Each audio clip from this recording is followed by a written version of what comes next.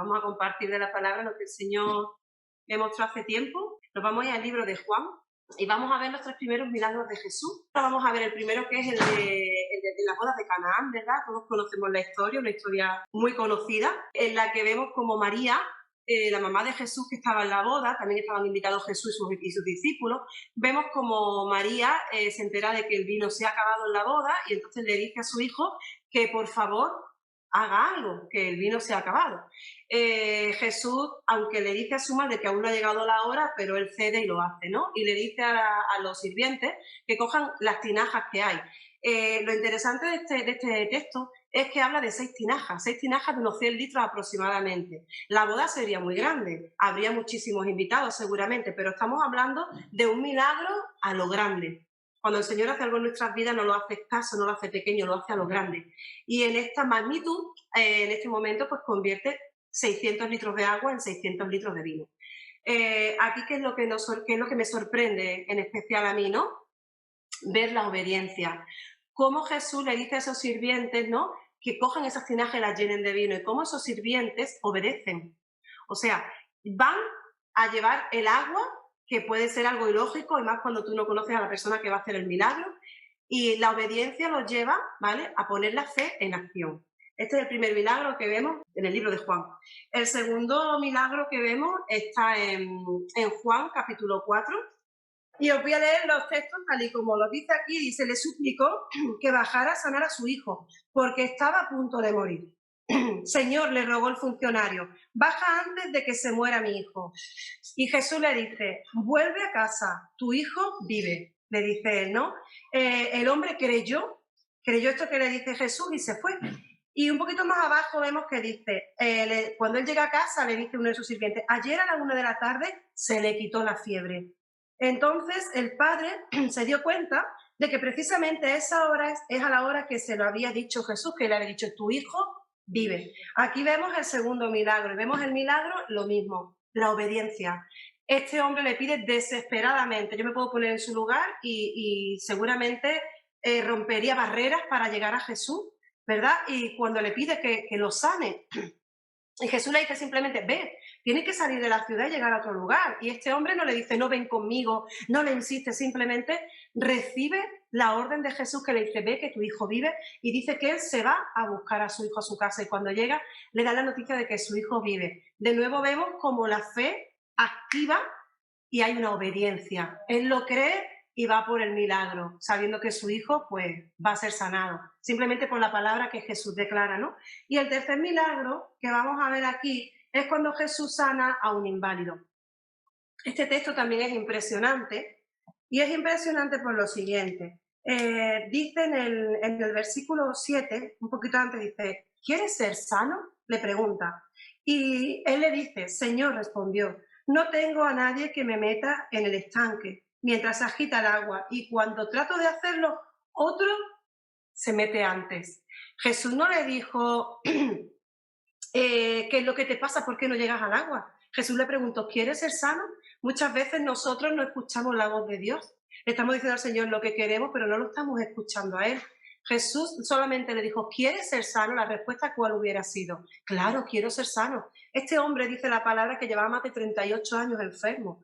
Un hombre 38 años enfermo, en la misma condición, postrado en un rincón, siendo un pedigüeño, alguien a quien estaban beneficiando con esas limosnas, ¿no?, que le daba a la gente. Nosotros nos pegamos un año enfermo, días, horas, y nos desesperamos. Clamamos al Señor, incluso muchas veces dejamos de orar porque pensamos: mi milagro no viene. Este hombre estaba enfermo más de 38 años. Y cuando llega, estaba tan desesperado que no le dice: sí quiero.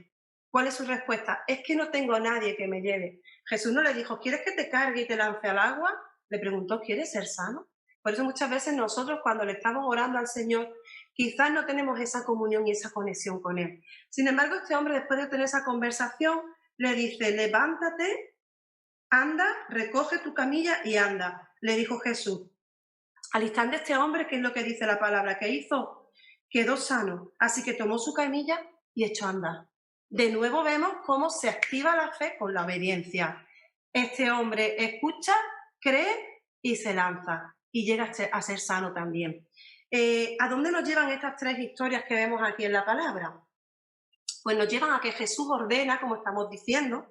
Jesús ordena, pero todos obedecieron. Ninguno dudó. Y se ven tres casos diferentes. La conversión del vino, la sanidad de un niño en la distancia y que un hombre paralítico pueda recobrar su andar, ¿verdad? Estamos viendo tres milagros totalmente diferentes, pero los tres se activan con la obediencia.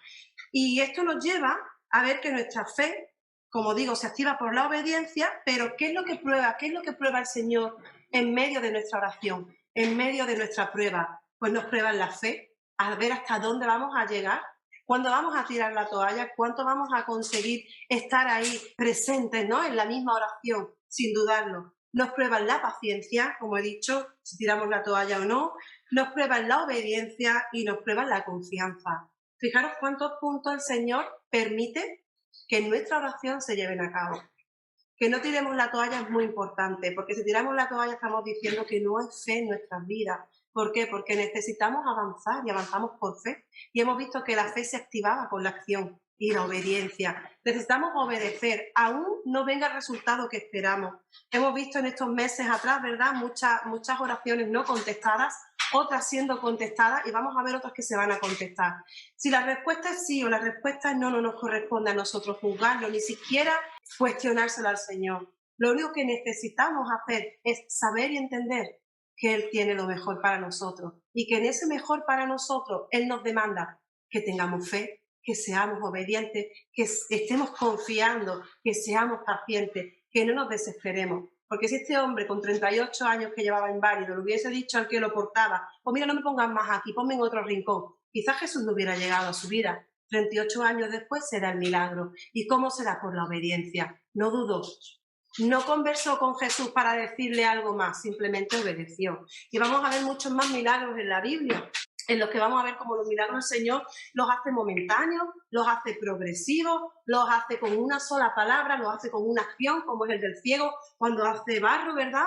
Podría haberle dicho, igual que le dice a este hombre, venga, anda, camina, o venga, abre tus ojos que vas a ver. Sin embargo, ¿qué es lo que hace también en Juan 9 con el ciego? Dice que escupe en la tierra, hace barro y pone como unas cataplasmas en los ojos del ciego. Y ahora le da una orden, ve y lávate.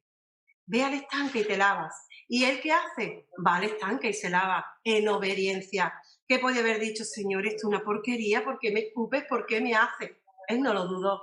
Su desesperación, ¿vale? Lo lleva a la obediencia de no importa lo que me pida, eso hago. Y vemos como los milagros del Señor son progresivos, instantáneos o en proceso. No sé cuál es el milagro que tú esperas, no sé cuál es el tiempo en el que te encuentras, solo sé que tenemos bloques de oración, que la iglesia tiene cadena de oración, que estamos orando por milagros, por sanidad, por muchas cosas que estamos esperando que vengan a nuestra vida. Y el Señor las va a traer cuando, en su momento. Él nunca llega tarde.